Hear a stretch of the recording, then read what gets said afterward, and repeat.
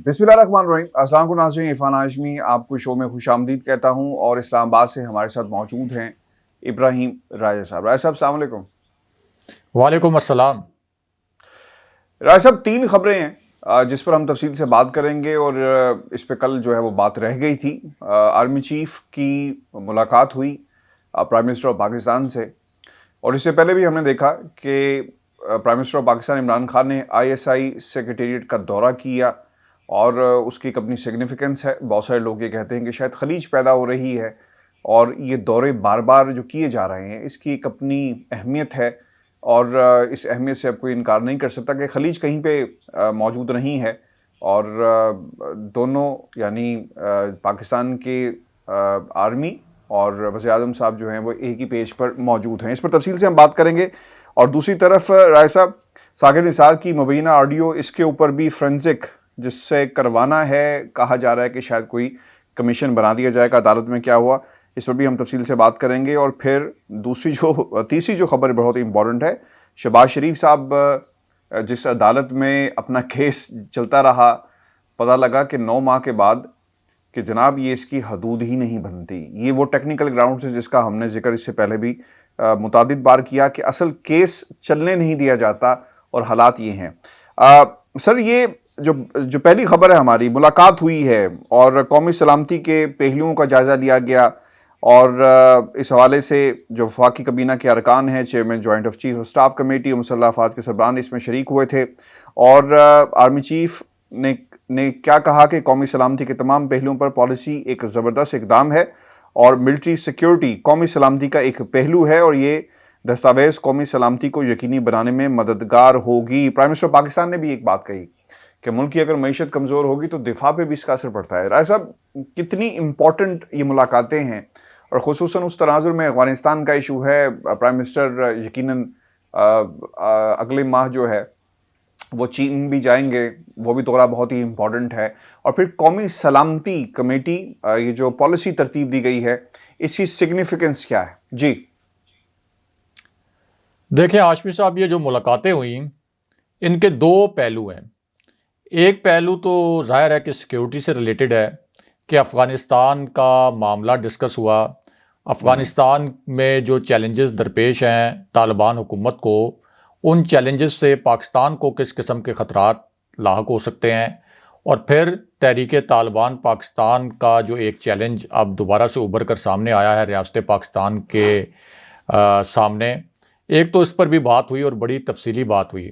इसी तरह अफ़गानिस्तान के हवाले से इस मामले पर भी बात हुई कि वहाँ जो एक पाक अफ़गान सरहद पर बाड़ लगाई थी पाकिस्तान ने,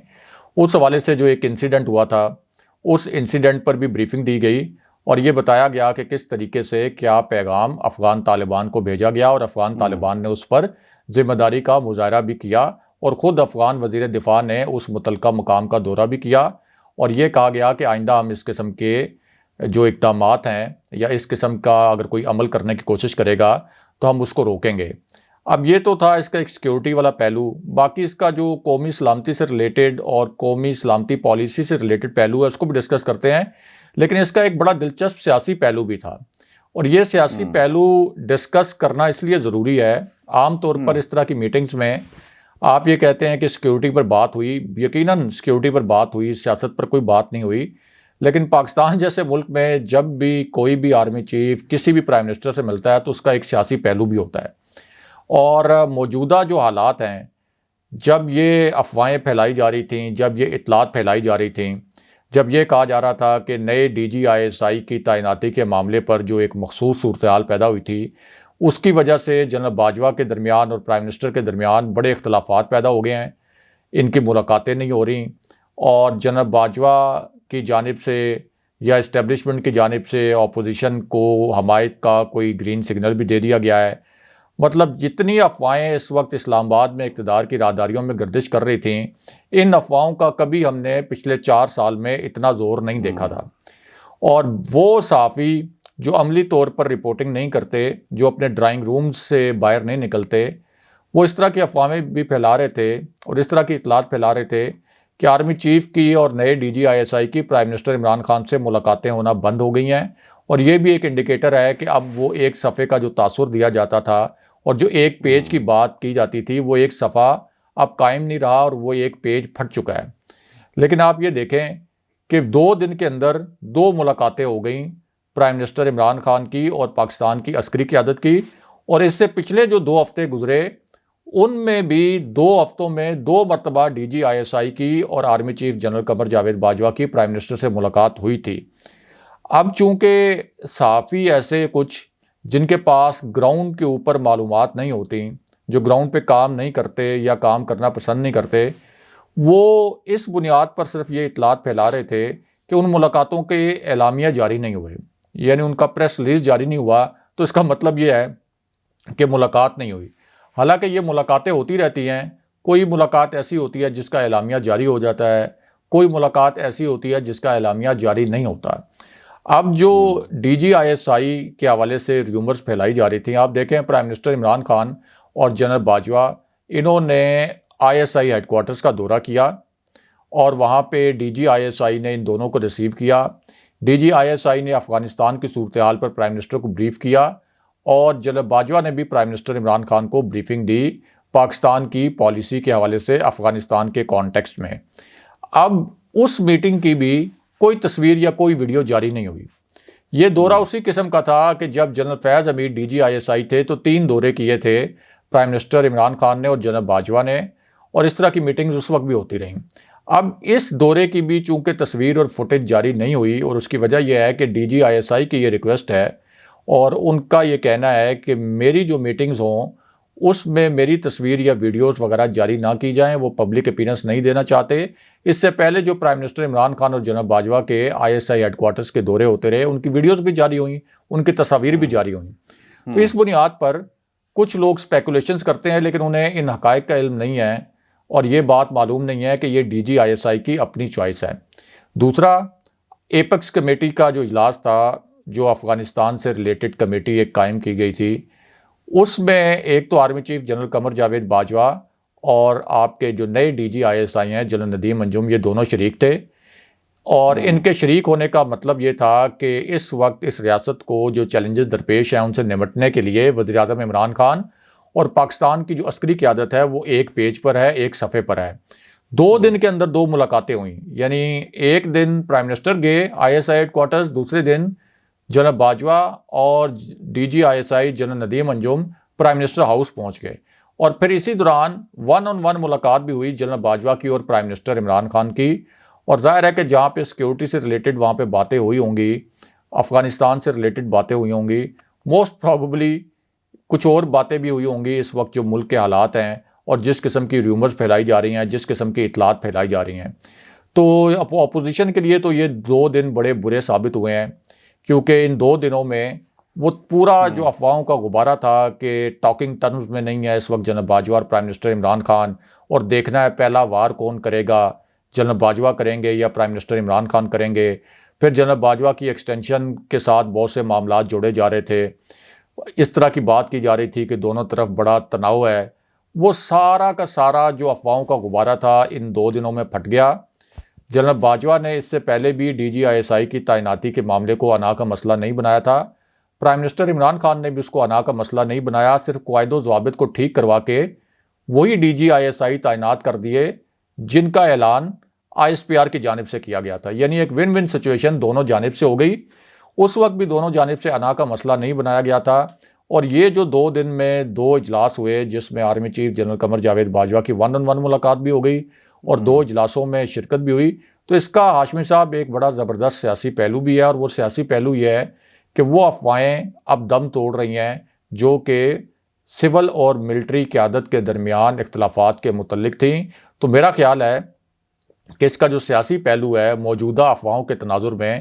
وہ زیادہ اہم ہے۔ باقی سیکیورٹی سے ریلیٹڈ تو بریفنگ پہلے بھی ہو گئی تھی، وہ اکثر ان کے رابطے رہتے بھی ہیں، ملاقاتیں ہوتی بھی رہتی ہیں، تواتر سے ملاقاتیں ہوتی رہتی ہیں، یہاں تک کہ بنی گالہ میں جو پرائم منسٹر عمران خان کی ذاتی رہائش گاہ ہے وہاں بھی army chief general Qamar Javed Bajwa اور سابق D G I S I general Faiz Hamid ان سے ملتے رہے ہیں۔ جنرل باجوہ بھی ڈی جی آئی ایس آئی کی تعیناتی کے معاملے پر پرائم منسٹر عمران خان سے بنی گالہ میں ملے تھے۔ تو فرینکنس لیول جو ہے وہ اس حد تک ہے، پروفیشنل ورکنگ ریلیشن شپ اتنا سٹرونگ ہے، تو اس وقت یہ سوال ہی نہیں پیدا ہوتا کہ جو اپوزیشن کو امید تھی، جو توقع تھی کہ اسٹیبلشمنٹ کوئی اپنا وزن جو ہے ان کے پلڑے میں ڈالے گی اور اس کے نتیجے میں وہ عمران خان کے خلاف کوئی فیصلہ کن قدم اٹھائیں گے، تو اپوزیشن کے وہ خواب پورے نہیں ہوئے اور ان دو ملاقاتوں سے بھی ان کو اچھی خاصی تسلی اور تشفی ہوگی۔ راجہ صاحب، شہباز شریف والے معاملے پہ میں آتا ہوں، لیکن ساکت نثار کے حوالے سے مبینہ آڈیو اٹارنی جنرل اور پاکستان بار کونسل سے مستند فرنزک ایجنسیز کے نام طلب کر لیے گئے ہیں۔ اس سے پہلے عدالت نے یہ بات ضرور کہی تھی کہ اگر ہم نے ہر آڈیو کو اور ویڈیو کا فرنزک کروانا شروع کر دیا تو شاید سیلاب آ جائے گا، فلڈ گیٹس، اس کا نام لیا گیا کہ اوپن ہو جائیں گے۔ آج ہوا کیا؟ چیف جسٹس آف پاکستان سابق چیف جسٹس آف پاکستان ساکب نثار صاحب ہیں، ان کی تحقیقات کے لیے انکوائری کمیشن قائم کرنے کی درخواست پر سماعت کے دوران مبینہ آڈیو کا فرنزک تجزیہ کرانے کی پیشکش کرتے ہوئے اٹارنی جنرل اور پاکستان بار کونسل سے غیر ملکی مستند فرنزک ایجنسیوں کے نام طلب کیے گئے ہیں۔ اچھا، اس میں کہا گیا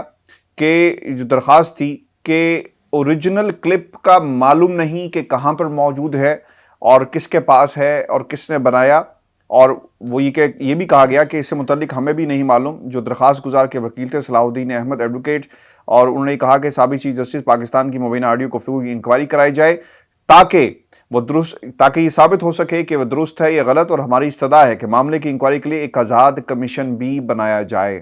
یہ تمام چیزیں زیر التوا اپیل سے متعلق ہیں۔ جن کی اپیلیں ہیں انہوں نے انکوائری کا مطالبہ نہیں کیا، جبکہ آپ کی پٹیشن میں الزام ہے کہ اس عدالت کے بینچز کسی دباؤ میں بنائے گئے، اور پھر یہ بھی کہا گیا صلاح الدین ایڈوکیٹ کی طرف سے کہ ان کی پٹیشن میں الزام نہیں، یہ الزام رانا شمیم کے بیان حلفی میں لگایا گیا ہے۔ اچھا رائے صاحب، مجھے تو خیر اب اس عدالت پہ بھی حیرانگی ہو رہی ہے کہ سر یہ گیم کس طرف جا رہی ہے؟ It has turn into a game rather than a case. Chief justice Islamabad high court Athar Manila بھی یہ کہہ چکے ہیں کہ جن کی اپیلیں ہیں انہوں نے یہ بات نہیں کی، بیان حلفی میں کہا گیا اور پھر اس سے پہلے آڈیو آ جاتی ہے، ایک سیریز ہے۔ آپ کو لگتا ہے کہ یہ سب کچھ کروایا جا رہا ہے، جن کی اپیلیں ہیں ان کی طرف سے کروایا جا رہا ہے، اور پھر جن لوگوں پر الزام لگایا گیا عدالت کے ججز پہ کہ یہ عدالتیں کمپرومائزڈ ہیں، سر یہ سب باتیں کہی گئی ہیں، کی گئی ہیں، اس کے باوجود ابھی تو فرد جرم عائد ہونی ہے، اس کا فیصلہ آنا ہے، کی جائے گی نہیں کی جائے گی، بیان حلفی والا معاملہ آنا ہے، اس کے باوجود یہ جو کمیشن بنانے والا معاملہ ہے اور جو نام طلب کر لیے گئے، حکومت کی طرف سے کانفیڈنس جو نام دینے کے لیے تیار ہو جائے، تو اس کا مطلب یہ ہے کہ حکومت بہت کانفیڈنٹ ہے اور وہ چاہتی ہے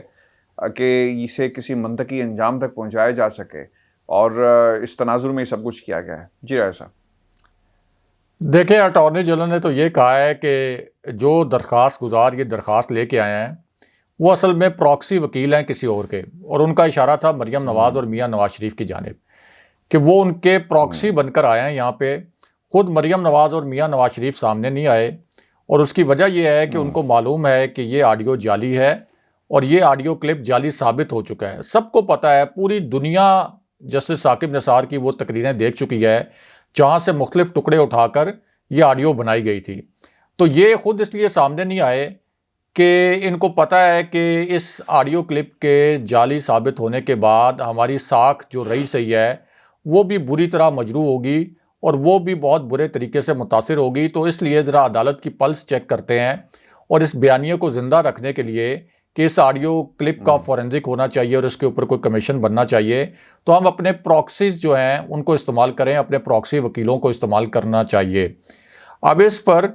چیف جسٹس نے یہ بھی کہا کہ جو تاثر دیا گیا تھا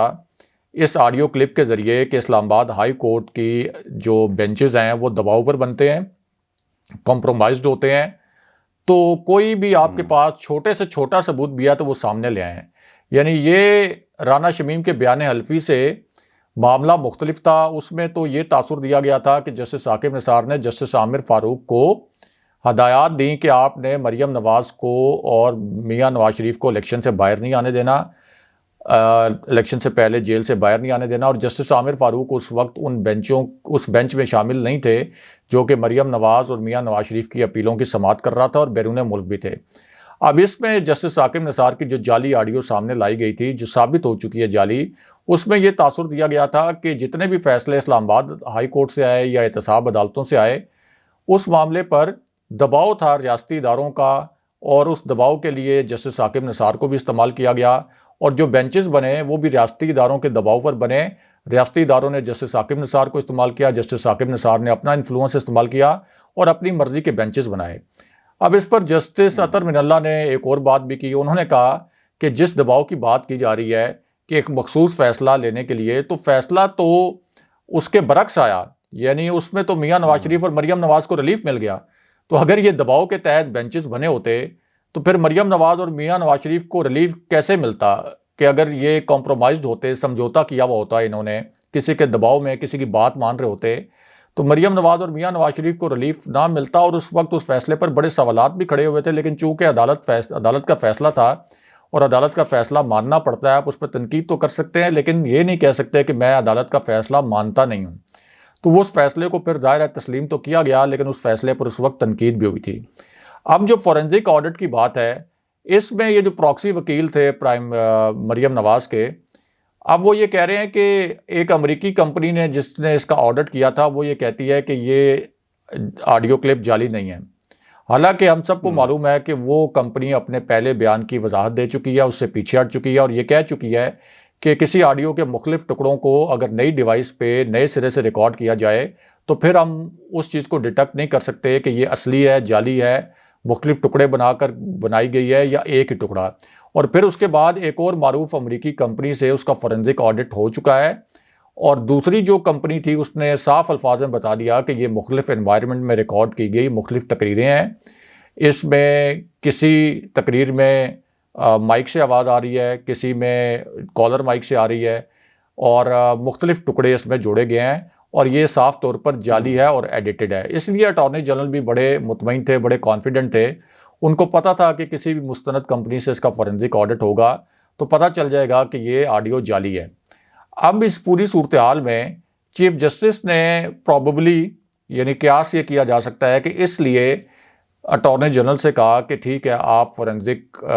جو آڈٹ والی کمپنیاں ہیں ان کے ہمیں بتائیں, تفصیلات بتائیں, تاکہ یہ تاثر نہ بنے کہ عدالت اس معاملے کو دبانے کی کوشش کر رہی ہے. عدالت نے اپنا موقف واضح کر دیا کہ سوال ہی نہیں پیدا ہوتا کہ اس معاملے پر عدالت کسی بھی حوالے سے کمپرومائزڈ ہو اور کوئی ثبوت موجود نہیں ہے. اور آپ دیکھیں گے کہ جب یہ فورنزک ہوگا اس آڈیو کو دوبارہ, تو یہ دوبارہ بھی جعلی ثابت ہوگی. تو عدالت نے, آپ یہ کہہ سکتے ہیں کہ انڈائریکٹلی ایک ایسا طریقہ کار اپنایا ہے کہ جو درخواست گزار یہ درخواست لے کے آیا ہے اسی کی درخواست کے ذریعے اس آڈیو کلپ کو دوبارہ سے اسٹیبلش کر دیا جائے کہ یہ جعلی ہے. اس لیے عدالت نے یہ کہا کہ اس کا دوبارہ سے ایک فورنزک کے لیے اٹارنی جنرل تجویز دیں اور بتائیں کہ کن کمپنیوں سے, کون سی معروف کمپنیاں, ان سے آڈٹ کروایا جائے. لیکن اوورآل یہ جو دونوں موو تھے رانا شمیم کے بیان حلفی کے حوالے سے اور جسٹس ثاقب نثار کی آڈیو کے حوالے سے, یہ دونوں موو جو ہیں بہت برے طریقے سے پٹ چکے ہیں. آپ دیکھیں کہ مسلم لیگ نون نے کتنا زیادہ لا تعلقی کا اظہار کیا ہے ان دونوں معاملات سے. خود چیف جسٹس نے کہا کہ جن کو فریق ہونا چاہیے تھا وہ تو اس وقت موجود ہی نہیں ہے, اور نہ ہی وہ فریق بنے ہیں اس کیس میں. جن کی اپیلیں زیر التوا ہیں, یہ کیس تو ان کے متعلق ہے لیکن وہ فریق نہیں بننا چاہتے. تو جب وہ فریق ہی نہیں بننا چاہتے تو اس کا مطلب ہے کہ اس کیس میں وہ جانتے ہیں کہ کوئی جان نہیں ہے, یعنی مریم نواز اور میاں نواز شریف جانتے ہیں کہ اس کیس میں کوئی جان نہیں ہے, اور ان کے یہ دونوں بیانیے پٹ کر رہ گئے ہیں. کوئی مریم نواز کا اب سٹیٹمنٹ نہیں آتا بیان حلفی کے متعلق یا اس آڈیو کے متعلق, اور کسی قسم کا میاں نواز شریف کا بھی سٹیٹمنٹ نہیں آتا, اور وہ اس سے ڈسٹنس اختیار کر رہے ہیں. رانا شمیم کو انہوں نے ٹیشو پیپر کی طرح استعمال کر لیا. اب اندرون خانہ تو ان کے اوپر یہ برات کی بارش کر رہے ہوں گے, لیکن سامنے آ کر رانا شمیم کے ساتھ کھڑے نہیں ہوتے, ان کو تنہا چھوڑ دیا گیا ہے. اور جو صحافی تھے جنہوں نے ان کا بیان حلفی چھاپا, انصار عباسی صاحب, انہوں نے بھی عدالت میں رانا شمیم کو جھوٹا ثابت کر دیا. رائے صاحب, یہ تو خیر وقت بتائے گا کہ کون سچا ہے کون جھوٹا ہے, لیکن عدالت کو کسی نتیجے پہ پہنچنا, اور اوبیسلی جو درخواست سامنے آئی ہے یہ کم از کم مشکل ہے, کیونکہ اس سے پہلے عدالت یہ کہہ چکی ہے. لیکن جب اس کی انکوائری ہوگی تو دودھ کا دودھ پانی کا پانی ہو جائے گا, کیونکہ اس کمپنی کے حوالے سے بہت سارے تحفظات جو ہیں وہ آلریڈی موجود ہیں. رائے صاحب, آخری خبر ہماری شہباز شریف صاحب کے حوالے سے. شہباز شریف صاحب کی حفاظتی ضمانت 7 دن کی, وہ آج نہیں آئے, اوبیسلی نہیں پہنچے, اسلام آباد میں موجود تھے, دے دی گئی, اور پھر کہا گیا کہ اس عدالت کا دائرہ اختیار نہیں, کہیں اور جایا جائے. 9 ماہ گزر گئے اور ان 9 ماہ کے اندر کیا یہ بات معلوم نہیں تھی اور یہ 9 ماہ کے بعد احساس ہوتا ہے؟ غلطی کس کی ہے یہ ایک علیحدہ بحث ہے، لیکن کیا یہی پاکستان کا اور عدالتی نظام ہے جس کو ہم ٹیکنیکل گراؤنڈز پہ جو کیسز کو پرلونگ کرنا، ڈیلنگ ٹیکٹکس استعمال کرنا جو کیا گیا ہے؟ جی دیکھیں، شہباز شریف تو ایف آئی اے کی تحقیقات کے معاملے میں بھی لاہور ہائی کورٹ چلے گئے، کیونکہ ان کو پتہ تھا کہ ان کے خلاف بڑے 9 والیومز آ گئے ہیں اور جو چالان وہاں پہ پیش کیا گیا بڑا سالڈ چالان ہے۔ اگر شہباز شریف کو یہ یقین ہوتا کہ یہ چالان سالڈ نہیں ہے، اس کے اندر ایویڈنسز سالڈ نہیں ہیں، تو شہباز شریف کبھی لاہور ہائی کورٹ نہ جاتے اور وہاں یہ نہ کہتے کہ ایف آئی اے کو تحقیقات سے روکا جائے۔ وہ تو یہ کہتے کہ ایف آئی اے کو کہیں کہ جلدی تحقیقات کریں اور ثابت کریں میرے اوپر جرم، اگر میں نے جرم کیا ہے۔ لیکن وہ وہاں پلی یہ لیتے ہیں، ایک تو وہ انڈائریکٹلی اعتراف جرم بھی کرتے ہیں۔ وہ یہ کہتے ہیں کہ یہ جو ٹی ٹیز کی بات کی جاتی ہے، یہ ٹیلی گرافک ٹرانسفرز کی بات کی جاتی ہے یا ہمارے جعلی اکاؤنٹس کی بات کی جاتی ہے، تو اس میں قومی خزانے کو نقصان نہیں پہنچا اور کسی نجی فرد کو نقصان نہیں پہنچا۔ یعنی وہ یہ اعتراف کر رہے ہیں، اس کا مطلب ہے کہ یہ کروڑوں روپے کی ٹرانزیکشنز ان کے جو ملازمین ہیں ان کے اکاؤنٹس میں ہوئی، جو 30-30 ہزار روپے لے رہے تھے، وہ یہ بھی اعتراف کر رہے ہیں کہ ٹی ٹیز کے ذریعے ان کے پیسے آتے رہے اور ان کے پیسے جاتے بھی رہے۔ لیکن وہ یہ کہہ رہے ہیں کہ یہ ثابت کریں کہ حکومت کو کیا نقصان ہوا، حکومتی خزانے کو کیا نقصان پہنچا، یا کسی نجی فرد کو اگر نقصان پہنچا تو کیا اس نے کوئی کمپلین کی۔ تو کیا یہ اٹ سیلف جرم نہیں ہے کہ آپ جعلی ٹرانزیکشنز کریں اور جعلی ٹرانزیکشنز کے ذریعے منی لانڈرنگ کریں؟ تو یہ بھی جرم ہے۔ دوسرا، انہوں نے پلی یہ لی کہ ایف آئی اے ایک سیاسی ہتھیار کے طور پر استعمال ہو رہا ہے اور وفاداریاں تبدیل کرنے کے لیے استعمال ہو رہا ہے۔ تو کیا ایف آئی اے شہباز شریف کی وفاداری تبدیل کرنا چاہتا ہے؟ ایف آئی اے کو یہ یقین ہے کہ شہباز شریف کو دباؤ میں لایا جائے تو وہ تحریک انصاف میں شامل ہو جائیں گے؟ کیا ایف آئی اے شہباز شریف کے خلاف اس لیے کیس آگے بڑھا رہا ہے؟ تو شہباز شریف کو ظاہر ہے کہ مخصوص قسم کی عدالتوں پر پورا اعتماد بھی ہے اور اسی وجہ سے وہ ان عدالتوں کا رخ بھی کرتے ہیں، اور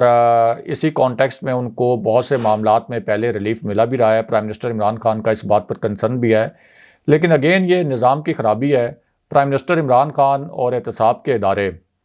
نیب ہو گیا، ایف آئی اے، وہ اپنی طرف سے جو کچھ کر سکتے تھے انہوں نے کیا ہے۔ اب یہ عدالتوں پر منحصر ہے کہ کیا میرٹ کے اوپر کیس آگے چلتے ہیں، یا ایک مرتبہ پھر یہ ثابت ہوتا ہے کہ جو یہاں پر طاقتور ہے،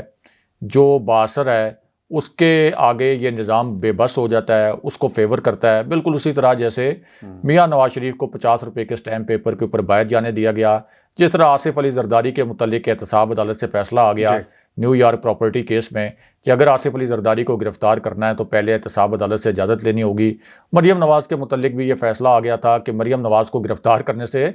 15 دن پہلے بتانا ہوگا۔ تو کیا کسی عام شخص کو گرفتاری سے پہلے پولیس 15 دن بتاتی ہے پہلے کہ حضور ہم آپ کو گرفتار کرنے آئیں گے؟ عام شخص کو تو پولیس چھاپا مارتی ہے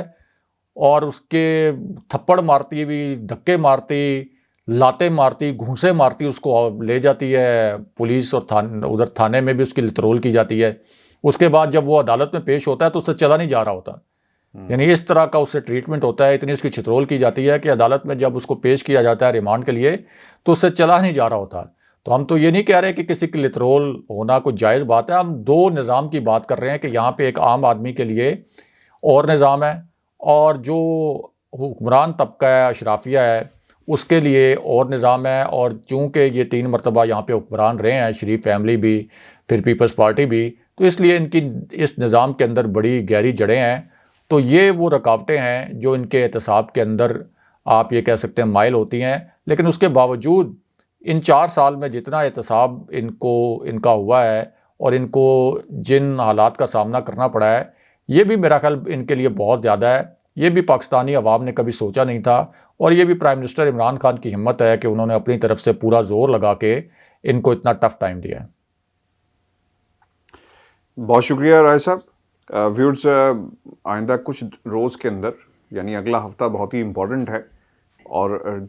سابق جج قلی بلتستان رانا شمیم کے حوالے سے مزید خبریں بھی آئیں گی، اور لندن سے بہت ساری خبریں آنے والی ہیں،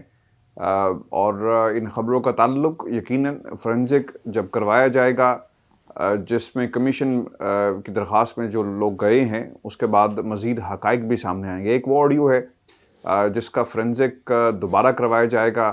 اور پھر دودھ کا دودھ پانی کا پانی ہوگا. اور ایسا غالباً یہ ایسی آڈیو ہوگی جس کا فرینزک ایک دفعہ نہیں تیسری بار ہونے جا رہا ہے. جی ہاں، پہلا جو فورینزک آڈٹ ہوا تھا اس کے بعد اس کمپنی نے اس کی وضاحت دے دی تھی. دوسرا جو فورینزک آڈٹ ہوا اس میں تو امریکی کمپنی نے جو زیادہ معتبر تھی، زیادہ بڑی تھی، اس نے صاف الفاظ میں کہہ دیا کہ یہ جعلی آڈیو ہے، مختلف ٹکڑے بنا کر بنائی گئی. اور پھر پاکستانی میڈیا نے بھی تو اس کا ایک فورینزک آڈٹ کیا جب ساری وہ جسٹس ثاقب نثار کی تقریریں سامنے آ گئیں جہاں سے ٹکڑے اٹھا کر وہ آڈیو بنائی گئی تھی. تو وہ آلریڈی ایک اسٹیبلش ہو گیا ہے کہ اس کا فورینزک آڈٹ ہو چکا ہے، آپ یہ کہہ سکتے ہیں، اور وہ جعلی ثابت ہو چکی ہے. بہت شکریہ ایسا ویورز. آج کا ہمارا شو تھا، اپنے کمنٹس ضرور بھیجیے گا، چینل کو سبسکرائب کرنا مت بھولیں. اجازت دیجیے، اللہ نگہبان. اللہ نگہبان.